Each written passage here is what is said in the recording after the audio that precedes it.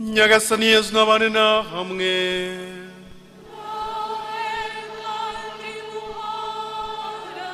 Amagambo yo mu nkuru nziza ya Yesu Kristu uko yanditswe na Mariko.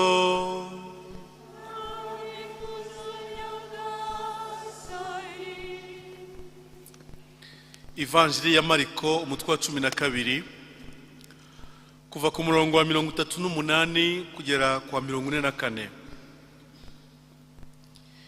Mu nyigisho ze Yesu yagiraga ati murajye mwirinda bigisha amategeko bakunda gutembera bambaye amakanzu maremare no kuramukirizwa mu materaniro. Bakunda kandi guhabwa intebe z'icyubahiro mu masengero n'imyanya y'imbere aho batumiwe. Icyabo ni ukurya ingo z'abapfakazi maze bakiha kuvuga amasengesho y'urudaca. Abo bazacibwa urubanza rukaze kurusha abandi. Yesu yari yicaye mu ngoro ahateganye n'ububiko bashyiragamo amaturo, yitegereza uko rubanda batura. Abakungu benshi bashyiragamo byinshi, maze haza umupfakazi w'umukene ashyiramo uduceri 2. Yesu ahamagara abigishwa be arababwira ati ndababwira ukuri, uriya mupfakazi w'umukene yarushije abandi gutura, kuko bariya bose bashyizemo iby'ikirenga naho we yashyizemo ibyari bimutunze byose. Iyo ni Ivanjili ntagatifu.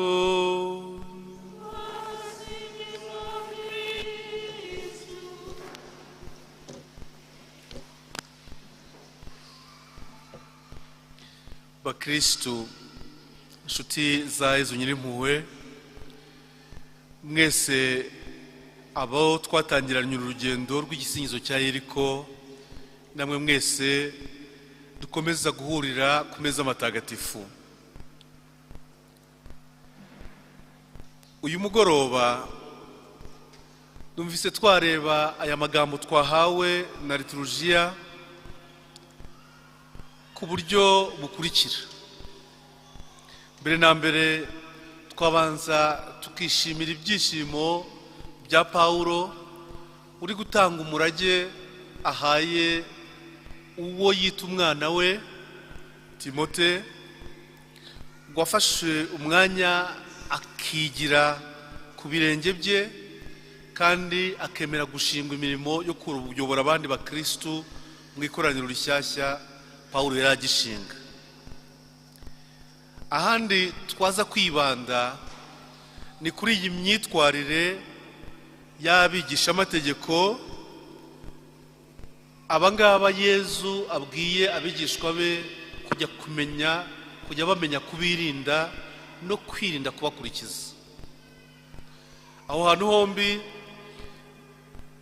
icyo umuntu yahakura cyakuzuzanya, cyane cyane mu bijyanye no kunoza imibereho yacu ya Gikristu n'ibyishimo byo gutanga imbaraga zacu mu kubaka ibyiza by'ingoma y'ijuru. Mu rugendo rwa Timote uri kubwirwa na Paulo, hajemo kongera kugaruka ku by'ingenzi agomba kwibandaho, ariko byose bigamije gusubiza ikibazo cyari gihari. Abantu iyo bari imbere y'ubuzima n'ibibazo ubuzima budushyira imbere cyangwa se butuzanaho, niba umuntu yabyita atyo, bikundira inzira zoroshye. Inzira zoroshye rero akenshi zikagendana no kumva gusa umuntu yishimiye ibimuryohera, kandi kenshi ibyo bimuryohera hari ubwo biba bitarimo igisubizo akeneye ngo asubize ibibazo by'ubuzima.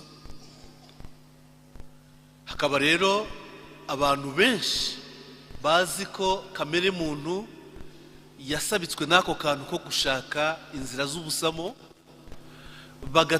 bigatuma iyo batekereza nk'inyigisho bareba izo babwira abantu batitaye ku cyo bakeneye kumva, ahubwo bakita ku cyo bashaka kumva. Ahangaha inshinga ni ebyiri. Inshinga ya mbere ni icyo wowe ukeneye kumva, icyo nkeneye kumva. Icyo nkeneye kumva ni nk'uko njya kwa muganga kwivuza kubera uburwayi mfite, nkaba nkeneye umuti runaka. Uwo muti ndawukeneye nubwo wenda ntawushaka. Ndibaza ko nta muntu n'umwe bajya gutera urushinge ngo yumve agiye kujya mu munyenga. Ariko urushinge, niba urwaye indwara muganga yasanze ikeneye urwo rushinge indwara yawe irarukeneye, niyo rwaba rubabaza cyangwa niyo waba ari umuti usharira uretse n'urwo rushinge. Pawulo yarabirebye rero asanga mu gihe cya Timote abantu benshi badashaka kwemera ukuri kubakurugutura ngo kubahe kumva intambwe basabwa gutera n'imbaraga bashaka cyangwa basabwa gushyira mu bintu, ahubwo hakaba haragiye hiyongera uburyo bwiza bwo kubwira abantu ibikirigita amatwi yabo, bakumva babishaka gukomeza kubyumva kuko bibashimishije gusa. Buri gihe icyo ushaka si cyo uba ukeneye. Sinzi niba ibyo mwarabibonye mu buzima bwanyu bwa roho cyangwa se no mu buzima bwacu bwa buri munsi nk'abantu muri urugendo rw'ubuzima. Jya kubona ukabona umuntu arwaye indwara runaka, muganga yamubujije ko atagomba gusoma ku nzoga, ariko akazi ke gasigaye kakaba ko gucengana na muganga kugira ngo ajye ayinywa rwihishwa. Tukabibwirwa gusa nuko izo nzoga zamugarutse, kubera ko muganga iyo ayimubuza abazi neza ko nayifata kandi ari gufata n'imiti runaka ibyo bintu bizagira ingaruka zisumbye. Ariko kubera ko umutima we urehareha wumva uyishaka, akayinywa mu bwihisho, hanyuma yayinywa mu bwihisho agatamazwa nuko tubonye ingaruka byamugizeho. Iyo nzoga, ibyo byose yumva bijyanye n'icyo yinywera kandi akunda, arabishaka, ariko muri icyo gihe cy'uburwayi ntabwo abikeneye. Nawe nanjye hari ibyo dushaka, hari ibyo dukunze ariko tudakeneye. Tugomba ndetse no kumenya kubishyiramo urugero rwiza. Hagati aho ibidushimisha, ibidukirigita ntibizasumbe ibidufitiye akamaro. Pawulo rero aributsa Timote kumenya kubwira abantu icyo bakeneye mu gihe arwana nabo ku isi hirya no hino, babandi yavuze ko bazigwizaho abigishwa n'ababakurikira, bo barimo kubabwira bishije n'ibyo bashaka kumva. Ubundi uramutse wumva iri tandukaniro, wamenya neza icyo inzira y'ukwemera idusaba. Inzira y'ubuzima ikidusaba, idusaba kunyura mu nzira y'ibyo dukeneye, tukamenya kubyima cyangwa kubirinda kuganzwa n'ibidushimisha ariko bitadufitiye akamaro. Ni na Pawulo wabyigishije neza akavuga ati byose ubundi tubifitiye uburenganzira, ariko byose siko bidufitiye akamaro.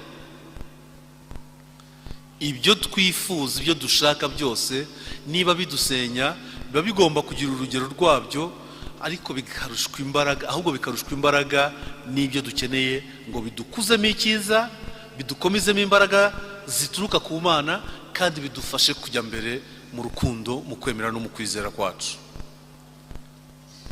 turebye ibyo kwa Timote twasangamo byinshi, ariko nimwumva ko kantu mukagumane tukagendane muri uyu mugoroba. Ibyo kandi byagendanye kwa Timote no kumva ukuntu Paulo we yishimira ko urugendo rwe yarukoze neza, agasigara avuga ati ubu ngubu meze nk'igitambo giseswa, sacrifice de libation ubanza ariko yitwa. Ni igitambo kidasaba imbaraga kugira ngo mumve ubusobanuro bw'igitambo giseswa, aho abantu batanga ibitambo bitakiri igitambo cya Kristo twebwe twabumbiyemo ibitambo byose. Ni kwa kundi nko mu Kinyarwanda cyangwa mu yindi mico myinshi ya Kinyafurika, abantu kugira ngo babanze banywe ku nzoga babanza gufata umuheha bagatonyangiriza ku butaka ngo abakurambere banywe. Icyo ni igitambo cya libation. Ni ibintu byo kuvuga ngo tubanje namwe kubahaho ntimuze kutuniga. Ntabwo bisaba gufata inyamaswa ngo yice ijosi, ibyo biroroshye. Paulo aravuga ati ubu ngubu nta kintu ngishoboye, ndashaje, amagingo yo kwigendera kwanjye yarageze. Ariko agashimishwa nuko we icyo gihe yigishaga ngo yarwanye inkundura urugamba rwiza ndetse ukwemera gukomeraho. Ntabwo yemereye ibidushimisha ariko bitatugirira akamaro kumuganza no kuba byinshi muri we.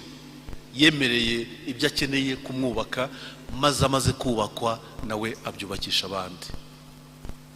Niyo mpamvu akantu nk'aka ngaka katwibutsa ko imyitozo nk'igisingizo cya Yeriko ari ingenzi.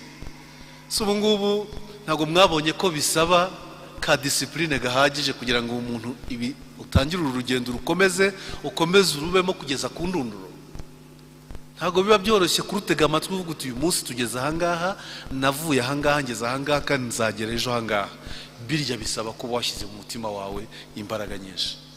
Timote rero asa naho ibyo yigishijwe na Paulo kandi Paulo akabitangiramo ubuhamya bwe, birasa naho bitwigisha iyo nzira yo guhamya intambwe mu cyiza twatangiye, kugira ngo iminsi y'ubuzima bwiza dufite tuyikoreshe neza kuri ubwo buryo. Rahirwa ababyeyi bari gushyira imbaraga mu kurera abana aka kanya bagifite akabaraga, abantu basubiza amaso inyuma mu busaza bwabo bakavuga bati ubusore bwanjye nabukoresheje neza. Abakristo basubiza amaso inyuma bakavuga bati twatangiye bigoye ariko tugeze heza. Abaturage bavuga bati dore aho tugeze ariko aho twavuye hari kure ariko twahagenze neza. Iyo ushobora gusubiza amaso inyuma ukibwira ayo magambo, mu by'ukuri akenshi nuko uba wibuka aho ibigufitiye akamaro byaganje, ibigushimisha bitakubaka cyane. Ubwo rero ingingo ya nyuma yo ikaba hano mu Ivanjiri, ubwo Yezu atubwiye abo dukwiye kwirinda imigenzereze yabo. Ni imigenzereze yaba bigisha amategeko. Muri uriya muryango w'Abayahudi babaga barangwa no kurwana ku biri inyuma n'ibigaragarira bose. Dukeneye gusa neza nibyo, dukeneye kugaragara nk'abasenga nibyo, ariko cyane cyane dukeneye kubaho dusenga kurusha kugaragara nk'abasenga. Dushaka cyangwa tugomba guharanira iteka kuba abantu bunze ubumwe na Kristo, bigasumbya imbaraga kuba abantu bavuga ngo dore icyo mwari mukeneye kubona twakiberetse. Twebwe ntabwo turi ibyapa biranga aho abantu bakwiye kugera no kugana. Twebwe turi mu rugendo rugana aho hantu. Icyapa cyerekana aho umuntu ajya ariko cyo ntabwo kijyayo, ndetse umuntu wicaye munsi y'icyapa aba yayobye inzira, kuko icyapa kiba kikubwira ngo komeza, kandi niyo wageze aho cyakuganishaga, iyo utagiye aho hantu icyapa ubwacyo ubwo kigutesha umwanya. Ibyo byose bigaragara inyuma, ama apparence, ibi byose tubona tukabikundira ko abantu bose babizi bakabidushimira, ni igice gitoya tudakwiye gukerezwa nacyo. Icyo wibitsemo kijyanye n'ubukungu wasaruye ku mubano mwiza na Yezu, niyo mpamba yawe. icyo ufite muri wowe gituma ukomeza gutera intambwe nicyo witungisha kandi nicyo utungisha abandi. Ntabwo bitandukanye rero na ya ngingo ya mbere yo kumenya guharanira ibyo ukeneye kurusha guharanira ibyo ushaka gusa wikundira byonyine bigukirigita. Ahangaha ni ukumenya ko niyo nta waba akomera amashyi bigaragara mu mibereho yawe, wowe ubwawe uzahora ushimira Imana kandi igisingizo nicyo kivuga, kubera ko Nyagasani arimo araterana intambwe nawe kandi ibyo bintu ukaba ubizi neza ko igikomeye cyane atari ibigaragara inyuma ahubwo ari ibigutuyemo byamaze kumera muri wowe bigahinduka kamere, bigahinduka imiterere mishya ituruka kuri Kristo Yezu we mugendana umunsi n'ijoro. Igisingizo ntabwo cyaba icyo kurambura amaboko gusa kidashibutse mu mutima wibuka neza aho ugeranye na Yezu, kuko aho mugeranye nuko mugendana nuko uzi ukuntu akwikundira, ako niko kabyukamo, ni gatoya ariko kabyukamo ibitangaza bihora iteka umunwa wawe uhorana ibisingizo. Ubanza ari nabyo umuririmbyi wa Zaburi yavuze muri iyi Zaburi ya 71 twifashishije twikiriza isomo rya mbere: nzatangaza ukuntu uri indahemuka iminsi yose namamaza agakiza kawe. Ubundi umuntu ashobora gutangaza ibingibi bate adafite ukuntu acomekanye nabyo mu mutima no mu mibereho ya buri munsi? Ntibikunda. Numva ijambo rya Nyagasani uyu munsi riduhamagarira icyo ngicyo, kandi singiye kubabeshya, aka kantu Yezu avuze mu ivanjiri karakomeye. Hari igihe umuntu yikundira ibigaragara n'ibigaragarira abantu akanabikomeraho cyane bikarangira yibagiwe icyo yahamagariwe. Kera njya kwigisha abajene bashaka kwiyegurira Imana, nkabibutsa ko rimwe na rimwe igishuko gikomeye cyane ari ukuntu umusore inkumi ajya kwiyegurira Imana atekereza ukuntu bazajya bavuga ngo maso yaranyuzeho nimubanze mureke ahite, padiri nimubanze mureke ahite. Bikarangira abo bantu iyo bagiye kwiyegurira Imana bishakira icyo cyubahiro, iyo babinjije mu mirimo isaba gukunja amaboko y'ishati barahanga rwose bakabananira pe. Ugasanga abakuru b'imiryango baragowe bagerageza kwinginga umuntu ngo ajye mu mirimo runaka. Hari imirimo ashobora kujyamo n'iyindi yakwanga.